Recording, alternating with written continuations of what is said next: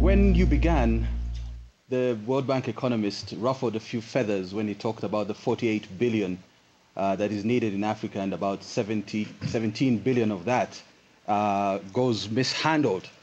And so we begin by saying that the World Bank should start by listening. And maybe them and other development partners should be looking at the opportunity in Africa rather than the challenges in Africa. The World Bank and the international community should give Africa much wider space so that the voices of Africa could be heard more. This is not only in programming, but also in their staffing, so that the programs and projects that are involved reflect the issues on the ground. The strategy should come up with pro-poor policies. This is an acknowledgement that Africa poverty is quite endemic, and it's an issue that we need to deal with. So policies should, of necessity, focus on issues of water, sanitation, provision of electricity, food, as well as shelter.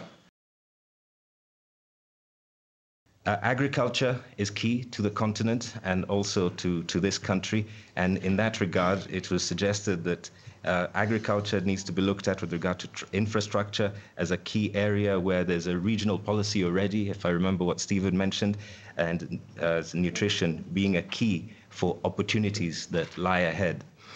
Trade, market integration in the region, and rural finance, and keeping an eye on climate change were key areas that were mentioned.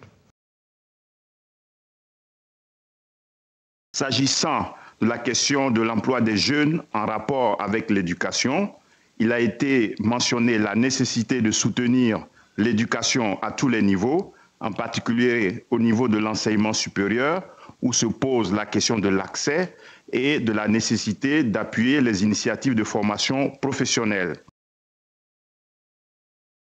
If we want to involve young people in policy and decision-making processes, there is need to identify what their felt needs and aspirations are.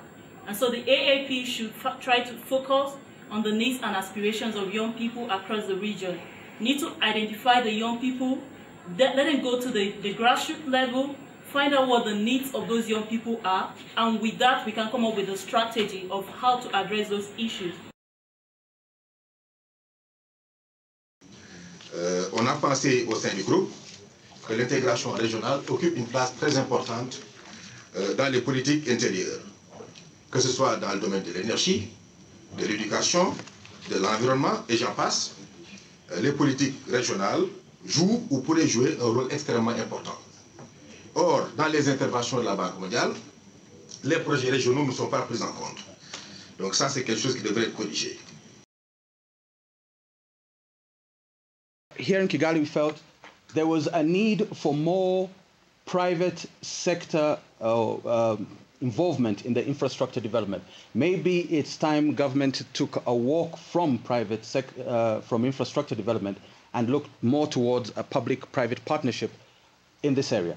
There was another thought supplement on the infrastructure, is that too much money of it is spent on bringing foreign skills, when skills can be developed locally and therefore bring down the unit cost of infrastructure. How many women do we have in our cultural services? How many scholarships do we give to women to go into that whole area of agriculture? Now, if you go back 10, 20, 15 years ago, you look at the issue of environment, you look at the issue of Agenda 21. When we talk about sustainability, sustainable livelihoods, we've been talking those things for years. Why haven't we improved? Because women have not. They have not given women the center stage for transformational change. Au titre de la gouvernance, la Côte d'Ivoire souhaite que les financements de la banque puissent permettre la mise en place de mécanismes pour la gestion paritaire de ces interventions dans les pays. Le financement d'outils pour l'amélioration des procédures afin d'améliorer l'efficacité de l'intervention de la banque, et ensuite financer le développement institutionnel pour renforcer nos États. Et enfin, la Côte d'Ivoire invite la banque à partager les meilleures pratiques en matière de bonne gouvernance. Countries in Africa, the 52 countries, are not all on the same level of development, are not all endowed in the same factors, and are not all in terms of institutional and other capacity on the same level.